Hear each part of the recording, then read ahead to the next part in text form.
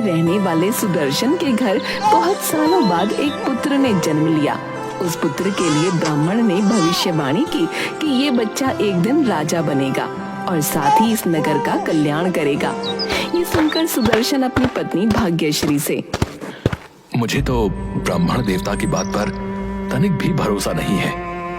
हम ठहरे गरीब किसान और ब्राह्मण देवता हमारे पुत्र के राजा बनने की भविष्यवाणी कर रहे हैं। आप ऐसा क्यों कह रहे हैं? भगवान की मर्जी से बड़ा कुछ नहीं होता। क्या पता भगवान ने हमारे पुत्र के भाग्य में यही लिखा हो। तुम भी कैसी बातें करती हो? कहाँ राजा भोज और कहाँ गंगू तेली। देख लीजिएगा, एक दिन हमारा पुत्र जरूर राजा बनेगा। कुछ समय में सुदर्शन के पुत्र से जुड़ी भविष्यवाणी पूरे नगर में फैल गई और ये बात राजा तक भी गई। मंत्री जी, ये क्या कह रहे हैं आप? एक किसान का लड़का इस नगर का राजा बनेगा? ऐसा नहीं हो सकता है। महाराज, ये तो हम भी जानते हैं, लेकिन पूरे नगर में ये चर्चा है कि उस ब्राह्मण की भविष्यवाणी आज तक गलत साबित नहीं हुई है। राजा बहुत सारे सोने के सिक्के लेकर सुदर्शन के घर जाता है।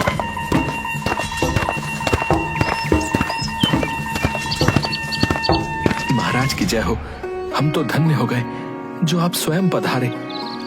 मैं तुम्हारे पास एक प्रस्ताव लेकर आया हूं। महाराज, आज्ञा दीजिए। तुम ये सोने के सिक्के ले लो और बदले में अपना पुत्र हमें दे दो। नहीं नहीं महाराज, आप ये क्या कह रहे हैं? ये पुत्र हमें बड़ी मन्नतों के बाद मिला है। हम कैसे अपना पुत्र आपको दे दें? अगर तुम ये सिक्के लेकर अपना पुत्र नहीं दोगे तो हम तुम्हारे सामने तुम्हारे पुत्र का वध कर देंगे और तुम दोनों को आजीवन कारावास में बंदी बना देंगे। नहीं महाराज, हम आपकी प्रजा हैं। आप ऐसा अनर्थ नहीं कर सकते हैं। मेरे इस नन्हे से पुत्र ने आपका क्या बिगाड़ा है?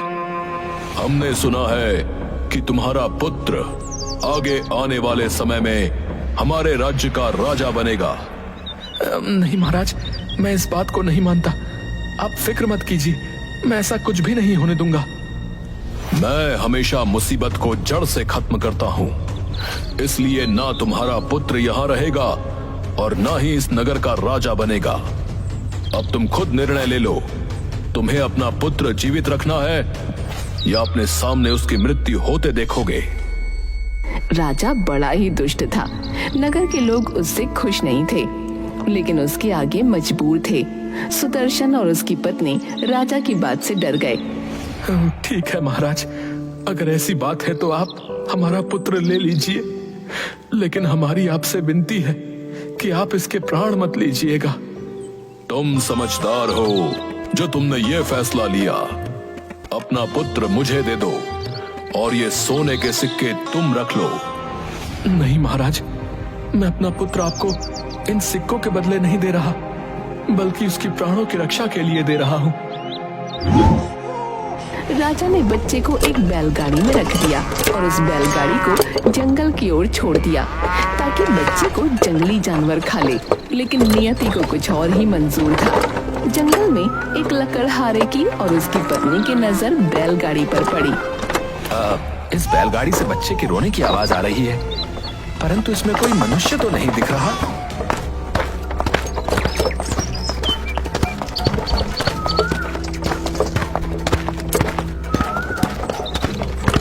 लकड़हारा बैलगाड़ी को रोकता है और बच्चे को उसमें से बाहर निकालता है। ये किसका बच्चा है? कितना सुंदर है। इसके चेहरे का तेज तो देखो, क्या चमक है इसके चेहरे पर। जरूर किसी ऊंचे कुल का है, लेकिन इसे बैलगाड़ी में किसने छोड़ दिया? मुझे लगता है ये बच्चा ईश्वर ने हमारे लिए भेजा है। हम इतने सालों से बच्चे के लिए तरस रहे थे, आज हमारी इच्छा पूरी हुई। सही कहा आपने, हम इसे अपने बच्चे की तरह रखेंगे। लकड़हारा और उसकी पत्नी उस बच्चे का नाम आदित्य रखते हैं। समय के साथ आदित्य बड़ा हो गया। एक दिन बेटा आदित्य, अब बारिश का मौसम आने वाला है। हमें ज्यादा लकड़ियां काट कर लानी होंगी। जी पिताजी, परंतु अब आप लकड़ियां लेने जंगल में नहीं जाया करेंगे, मैं अकेला ही जाऊंगा। नहीं बेटा, अभी मैं इतना बूढ़ा नहीं हुआ हूं। चलो हम दोनों चलते हैं ताकि कम समय में ज्यादा लकड़ियां काट कर ला सकें।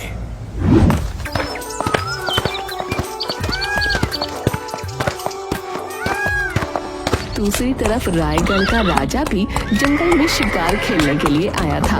वो आदित्य और उसके पिता से टकराता है। आदित्य को देखकर राजा पहचान जाता है कि ये वही लड़का है जिसे उसने बैलगाड़ी में रखकर जंगल में छोड़ा था, क्योंकि आदित्य के माथे पर एक त्रिशूल का निशान था। तुम कौन हो? प्रणाम महाराज, मेरा नाम आदित्य है और मैं पास के ही गांव में रहता हूं। मैं रायगढ़ नगर का राजा हूं और यहाँ शिकार के लिए आया हूं, परंतु मुझे अपनी रानी को एक बहुत जरूरी संदेश भेजना है। क्या तुम मेरा संदेश रानी तक पहुंचाने में हमारी मदद करोगे? महाराज, ये तो मेरा सौभाग्य होगा।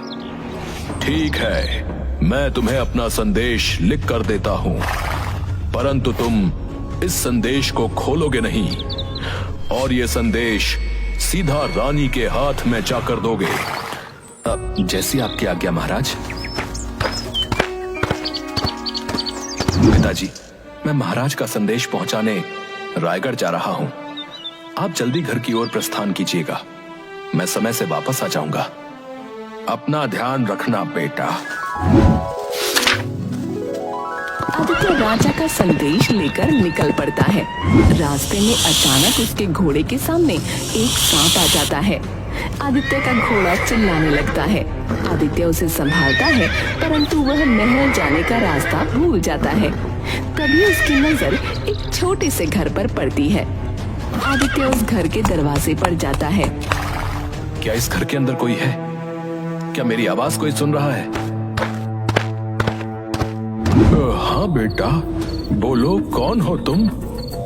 जी, मेरा नाम आदित्य है और मैं इस नगर के राजा का जरूरी संदेश देने राजमहल जा रहा था, परंतु मैं रास्ता भूल गया हूँ। क्या आप मेरी मदद कर सकते हैं? हाँ, तुम अंदर आ सकते हो और कल सुबह मैं तुम्हें महल का रास्ता बता दूंगा। आदित्य घर के अंदर जाता है और रोशनी पड़ते ही वो व्यक्ति और उसकी पत्नी आदित्य को पहचान जाते हैं, क्योंकि वो व्यक्ति कोई और नहीं सुदर्शन होता है। वो आदित्य से पूछता है, बेटा, तुम तो एक आम नागरिक लगते हो, फिर तुम राजमहल का खास संदेश पहुंचाने क्यों जा रहे हो? आदित्य सुदर्शन को सारी बात बताता है। बेटा, रात बहुत हो गई है, तुम यहीं विश्राम करो। कल सुबह मैं तुम्हें महल का रास्ता दिखा दूंगा। ठीक है, आज रात मैं यहीं विश्राम कर लेता हूँ। आदित्य के सोने के बाद मुझे कैसे भी करके राजा का संदेश पढ़ना होगा। हाँ, मुझे भी ये बात थोड़ी अजीब लग रही है कि राजा ने हमारे साधारण से पुत्र को अपने महल संदेश भेजने के लिए क्यों चुना है। वो दोनों राजा का संदेश निकालते हैं और पढ़ते हैं। संदेश में लिखा होता है, इस लड़के को कारागार में डाल दिया जाए और आजीवन मुक्त न किया जाए। ये राजा कितना दुष्ट है, अभी भी ये हमारे पुत्र के पीछे पड़ा है। राजा हमारे पुत्र का भला कभी नहीं सोचेगा। सही कहा था तुमने। दूसरे दिन सुबह अब मैं अपने सफर पर निकलना चाहता हूँ। क्या आप मुझे राजमहल का रास्ता बताएंगे? हाँ बेटा, जरूर बताऊंगा। सुदर्शन आदित्य को राजमहल का रास्ता बताता है।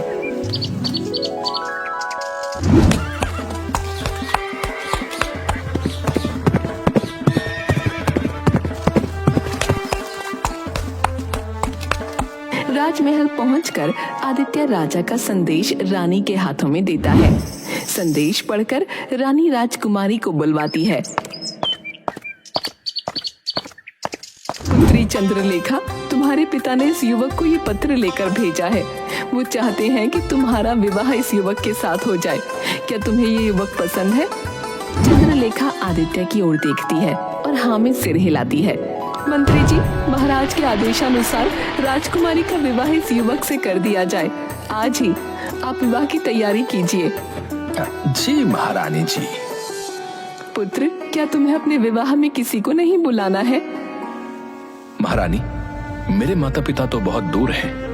अगर मैं उनको बुलाने के लिए संदेश भेजूंगा तो समय लगेगा। क्या ये विवाह एक दिन बाद किया जा सकता है? नहीं, महाराज के आदेश के अनुसार ये विवाह आज ही होना है। अगर तुम्हारा कोई रिश्तेदार यहाँ है तो तुम उन्हें संदेश भेज सकते हो। जी, मेरे एक जानने वाले यहीं पास में हैं, लेकिन उन्हें बुलाने मैं स्वयं जाऊंगा। ठीक है, परंतु समय से आ जाना, तब तक हम विवाह की तैयारी करते हैं। आदित्य सुदर्शन और भाग्यश्री के पास जाता है और उन्हें सारी बात बताता है। मेरे माता पिता तो यहाँ से बहुत दूर हैं। मैं उन तक तो अभी नहीं पहुंच सकता हूँ और ना ही संदेश भेज सकता हूँ। कल आप दोनों ने मेरे माता पिता की तरह ही मेरी देखभाल की, इसलिए मैं चाहता हूँ कि आप दोनों मेरे विवाह में मेरे साथ हों। भाग्यश्री सुदर्शन की ओर देखती है। जरूर, हम तुम्हारे विवाह में जरूर चलेंगे। सुदर्शन, ये सब कैसे हुआ? उस दुष्ट राजा के आदेश अनुसार तो हमारे पुत्र को कारावास में डालने की बात लिखी थी ना? तुम ही तो कहती हो, ऊपर वाले की मर्जी हो तो कुछ भी हो सकता है। बस उसी ऊपर वाले की मर्जी से मैंने वो पत्र बदल दिया था। अब हमारे पुत्र का विवाह इस राजा की पुत्री के साथ होगा, जिसके बाद हमारा पुत्र इस राज्य का राजा बन जाएगा। महारानी आदित्य और चंद्रलेखा का विवाह करा देती है। जब राजा वापस आता है तो उसे इस विवाह के बारे में पता चलता है, लेकिन वो अपने दामाद को कारागार में नहीं डाल सकता था, इसलिए उसने एक दूसरी युक्ति सोची। मुझे अपनी पुत्री के बारे में ये सच्चाई तुम्हें विवाह से पहले ही बता देनी चाहिए थी, परंतु मैं जब से आया हूँ मुझे नींद नहीं आ रही कि मैंने जो किया वो गलत किया। क्या बात है महाराज, आप क्यों परेशान हैं? मेरी पुत्री को एक अभिशाप है कि विवाह के 7 दिन बाद उसकी मृत्यु हो जाएगी। ये शाप किसने दिया और क्या इसका कोई उपाय नहीं है? उपाय तो है, लेकिन मैं तुम्हें वहां नहीं भेज सकता। महाराज, आप मुझे सिर्फ उपाय बताइए, मैं अपनी पत्नी के प्राणों की रक्षा के लिए कुछ भी करूंगा। दुर्जनपुर में एक राक्षस है जिसके 2 दांत सोने के हैं। अगर वो सोने के दांत लाकर मेरी पुत्री को दिए जाएं, तो वो शाप मुक्त हो जाएगी। महाराज, मैं जरूर जाऊंगा, लेकिन इसमें प्राणों को खतरा है। चाहे कुछ भी हो, मैं अपनी पत्नी के लिए अवश्य जाऊंगा। आदित्य अपनी पत्नी को शाप मुक्त करने के लिए दुर्जनपुर की ओर निकल पड़ता है।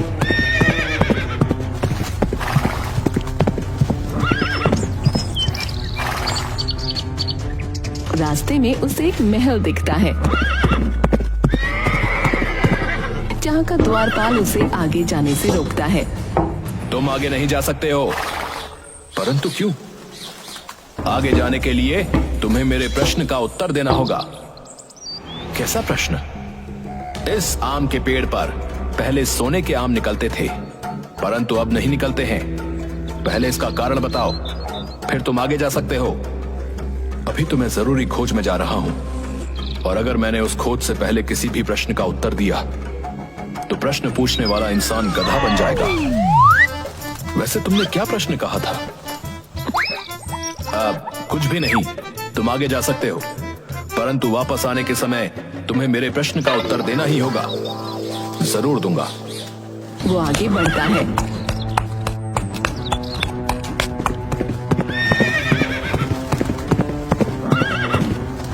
रास्ते में उसे एक नदी पार करनी होती है, जहाँ नौका में एक आदमी बैठा होता है। भाई, क्या आप मुझे नदी के उस पार छोड़ देंगे? छोड़ दूंगा, परंतु तुम्हें पहले मेरे एक प्रश्न का उत्तर देना होगा। कैसा प्रश्न?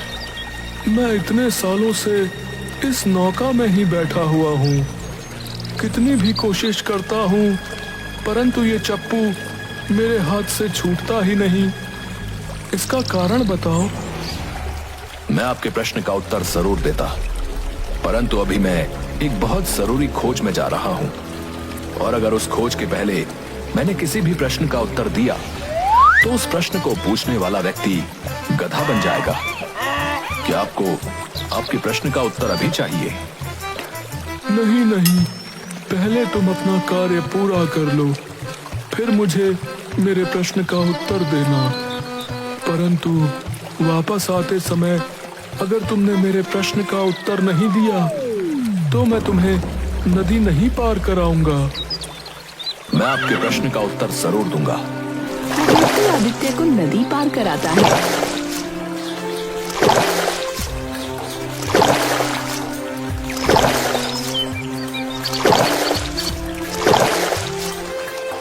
वो दुर्जनपुर पहुंच जाता है, जहां सोने के दांतों वाला राक्षस रहता था। उसकी गुफा के बाहर आदित्य को एक बूढ़ी औरत दिखती है। आप कौन है माता जी? पहले तुम बताओ, तुम कौन हो, यहाँ क्या कर रहे हो? जी, मेरा नाम आदित्य है और मैं यहाँ सोने के दांतों वाले राक्षस से मिलने आया हूँ। अच्छा, तो तुम मेरे पुत्र अहिरावण से मिलने आए हो? वो राक्षस आपका पुत्र है? हाँ, वो मेरा पुत्र है, लेकिन क्या तुम्हें नहीं पता, वो इंसानों को जीवित नहीं छोड़ता। तुम क्यों आए हो यहाँ? आदित्य सारी बात बताता है।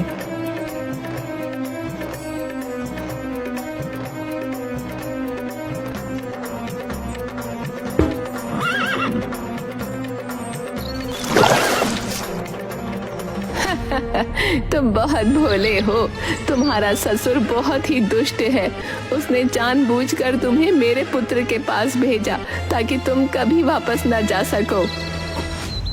मुझे नहीं पता मेरा ससुर दुष्ट है या नहीं, परंतु मैं इतना जानता हूं कि अगर मैं आपके पुत्र के सोने के दांत लेकर जाऊंगा तो मेरी पत्नी शाप मुक्त हो जाएगी, और उन दांतों को ले जाने के लिए अगर मुझे अपने प्राणों की बलि देनी पड़ेगी तो मैं वो भी दे दूंगा।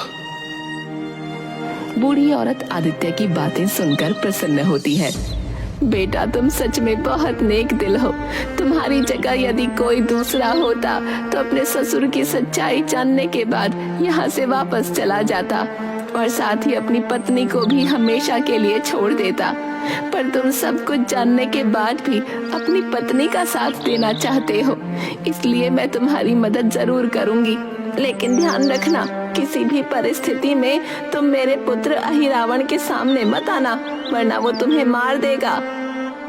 अगर मैं आपके पुत्र के सामने नहीं आऊंगा तो उसके सोने के दांत कैसे लूंगा? दांत मैं तुम्हें लाकर दूंगी। तभी अहिरावण अपने घर वापस आता है। वो इतना थका हुआ होता है कि आते ही अपने बिस्तर पर लेट जाता है। पुत्र, तुम तो सो रहे हो। हाँ माँ, मुझे नींद आ रही है और तुम मुझे परेशान मत करो, सोने दो। बूढ़ी औरत अहिरावण का एक सोने का दांत निकालती है। क्या है माँ, मुझे क्यों परेशान कर रही हो? मैंने एक सपना देखा, उसमें एक प्रश्न था, उसका उत्तर दे दो मुझे। बोलो, क्या प्रश्न था? पहले जिस पेड़ पर सोने के आम होते थे, अब उस पर सिर्फ पत्तियां क्यों हैं? क्योंकि एक चूहा उस पेड़ की जड़ को नीचे से खा रहा है। उस चूहे को निकाल दो, पेड़ फिर से सोने के आम देने लगेगा। तुम मुझे सोने दो माँ। बूढ़ी औरत अहिरावण का दूसरा दांत निकालती है। अब क्या हुआ माँ? अब तो मैंने तुम्हारे प्रश्न का उत्तर दे दिया। एक और प्रश्न है। बोलो। तुम जब तक अपने प्रश्नों का उत्तर नहीं ले लोगी, मुझे सोने नहीं दोगी। एक व्यक्ति नदी में नाव चला रहा है। वो लाख कोशिश करता है, फिर भी उसके हाथ से चप्पू छूटता ही नहीं। क्योंकि वो चप्पू शापित है। अगर वो व्यक्ति चप्पू को छोड़ना चाहता है तो उसे वो चप्पू किसी और व्यक्ति के हाथों में देना होगा। अब हो गए तुम्हारे सारे प्रश्न खत्म। अब तो मैं सो सकता हूँ। हाँ बेटा, अब तू आराम से सो जा और मैं भी सो जाती हूँ। बूढ़ी औरत आदित्य को अहिरावण के 2 सोने के दांत देती है और आदित्य उन्हें प्रणाम करके जल्दी से वहाँ से निकल जाता है।